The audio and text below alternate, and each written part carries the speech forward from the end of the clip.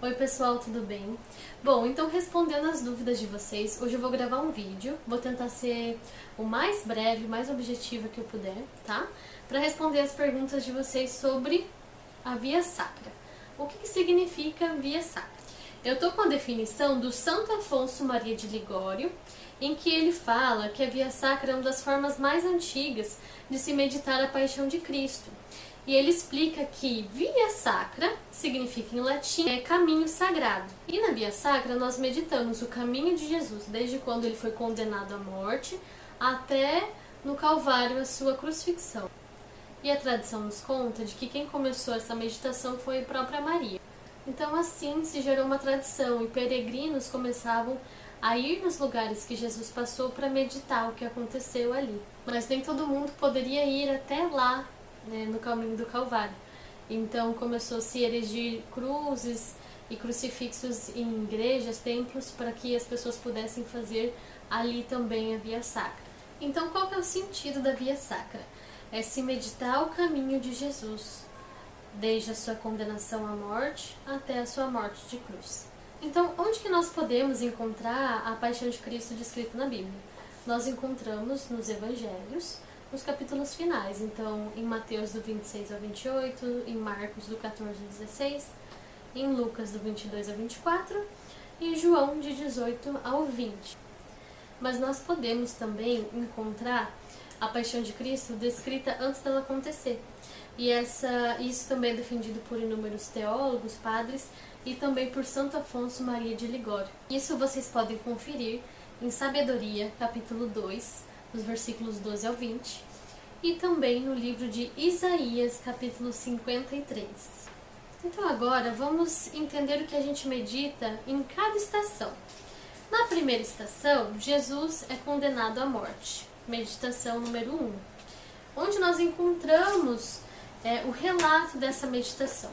Está em Mateus, no capítulo 27, e a especificação dos versículos eu vou deixar aqui. Mas começando no 1, chegando amanhã, todos os príncipes e sacerdotes e anciãos do povo reuniram-se em conselho para entregar Jesus à morte. Jesus compadeceu diante do governador que o interrogou. És rei dos judeus? Tu o dizes, respondeu-lhe Jesus. Ele, porém, nada respondia às acusações dos príncipes, dos sacerdotes e dos anciãos. Perguntou-lhe Pilatos, não ouves todos os testemunhos que levantaram contra ti? Mas, para a grande admiração do governador, não quis responder a nenhuma acusação. Era costume do governador soltar-se um preso, a pedido do povo, em cada festa de Páscoa. Ora, havia naquela ocasião um prisioneiro famoso chamado Barrabás. Pilatos dirigiu-se ao povo reunido. Quais quereis que eu solte, Barrabás ou Jesus, que se chama Cristo? Eles sabiam que tinham entregue Jesus por inveja. Mas os príncipes, os sacerdotes e os anciãos persuadiram o povo que pedisse a libertação de Barrabás e fizesse morrer Jesus. O governador tomou então a palavra. Qual quereis que eu vos solte? Responderam todos, Barrabás. Pilatos perguntou, o que farei então com Jesus, que é chamado Cristo? Todos responderam, crucifica-o. O governador tornou a perguntar, mas que mal fez ele? E gritaram mais forte, seja crucificado. Pilatos viu que nada adiantava, mas que ao contrário o tumulto crescia. Fez com que lhe trouxessem água, lavou as mãos diante do povo e disse, sou inocente do sangue deste homem, isto é lá convosco. E todo o povo respondeu, caia sobre nós o seu sangue e sobre os nossos filhos. Libertou então Barrabás, mandou açoitar Jesus e lhe entregou para ser crucificado. Então é isso que nós meditamos na primeira estação, o momento que Jesus é condenado à morte. Então ele foi entregue por inveja. E também lá em Sabedoria, capítulo 2, versículo 12, como eu falei antes, nós entendemos o porquê também. Está escrito, cerquemos o justo porque ele nos incomoda. É contrário às nossas ações. Ele nos censura por violar a lei e nos acusa de contrariar a nossa educação. Ele se gaba de conhecer a Deus e chama a si mesmo de filho do Senhor. Sua existência é uma censura às nossas ideias. Basta sua vista para nos importunar. Então aí temos bem claro o porquê que Jesus foi preso, foi entregue e foi condenado à morte. Porque ele incomodava. E uma meditação sobre isso, escrita pela editora Paulus, temos assim: Jesus se depara com acusações falsas. A maldade humana é representada neste texto por um grupo de pessoas sanguinárias que, por não conhecer verdadeiramente a Deus, tramam uma forma de calar o Mestre. O Mestre permanece em silêncio ensurdecedor, tão profundo que assusta até mesmo quem o julgava. Jesus sempre foi um homem de oração e neste momento fez valer todo o silêncio orante que desenvolvera durante toda a sua vida.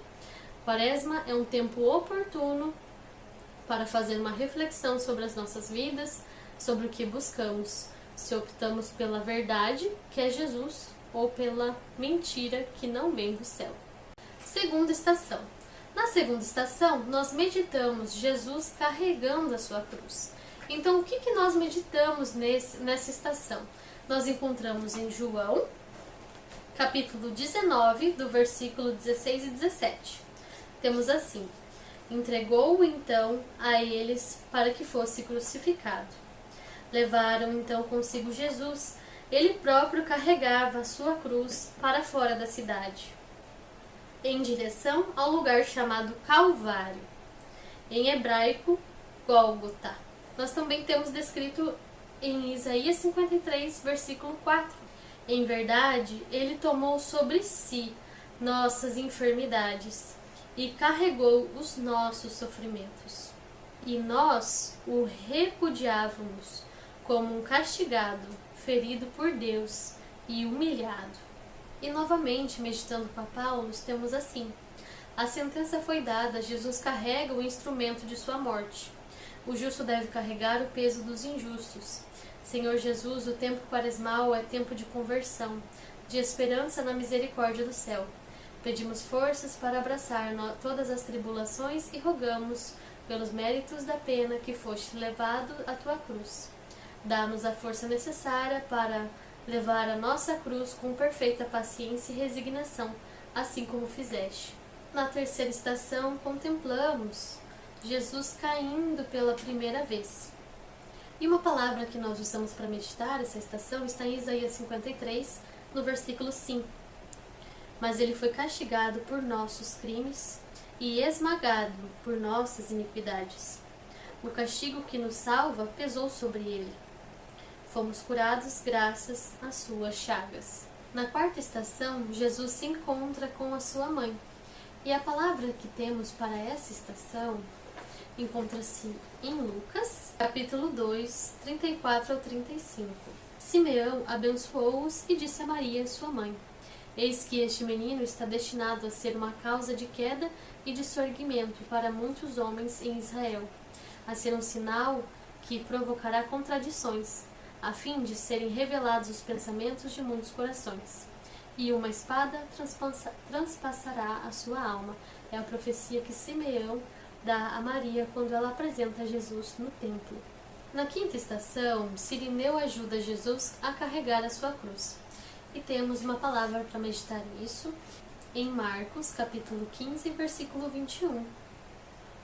Passava por ali certo homem de Cirene, então Cirineu não é o nome, de onde ele vinha, chamado Simão, que vinha do campo, pai de Alexandre e de Rufo, e obrigaram-no a que lhe levasse a cruz. E também encontramos esse relato em Lucas 23, no versículo 26. Enquanto o conduziam, detiveram um certo Simão de Cirene, que voltava do campo, e impuseram-lhe a cruz para que a carregasse atrás de Jesus. Estação 6.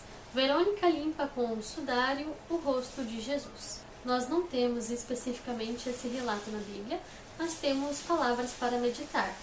Dizem muitos: quem nos fará ver a felicidade? Fazei brilhar sobre nós a luz de vossa face. E também no Salmo 16, no versículo 15. Mas eu, confiado na vossa justiça, contemplarei a vossa face. Ao despertar, irei saciar-me com a visão de vosso ser.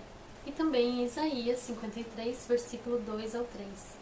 cresceu diante dele um pobre rebento, enraizado numa terra árida. Não tinha graça nem beleza para atrair os nossos olhares, e seu aspecto não podia seduzir-nos. Era desprezado, era a escória da humanidade, homem das dores, experimentado nos sofrimentos, como aqueles diante dos quais se cobre o rosto. Estação 7. Jesus cai pela segunda vez. Para meditar essa estação, nós encontramos versículo nos Salmos. Quando tropecei, eles se reuniram para se alegrar. Ainda, o Senhor torna firmes os passos do homem e aprova os seus caminhos. Ainda que caia, não ficará prostrado,